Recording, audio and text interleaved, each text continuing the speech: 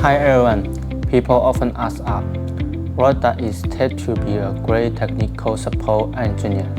To me, it's not just about reading menus, it's about being a day detective. Let me share a case that really stands out.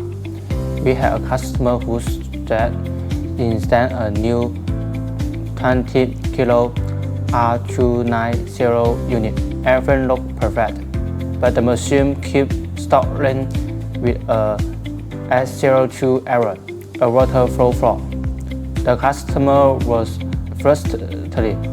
They had spent hours cleaning ear out of the pipe and checking every side value. They even told us, I have tried everything, but this problem seemed impossible to fix. Instead of grace, we used our new monitoring platform to look at the leap day from thousands of miles away. That's when I saw something strong.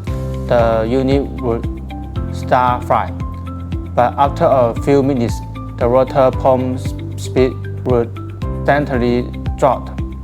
We found the growth in the machine, a specific feature called delta T control was trying to save energy by slowing down the pump. But because this specific unit didn't have a flow meter, the speed dropped so low that it's suddenly trying the flow protection switch. The fix was simple. We guided the customer to adjust the pump to a customer speed.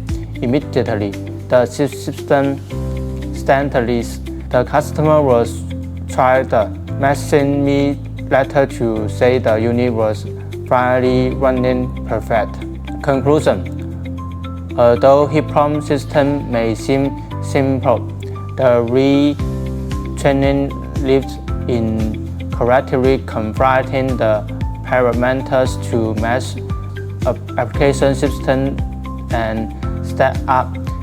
This is the most training part, and it's demonstrates that a heat pump is try a completely total solution. In technical support, we doesn't just fix one machine.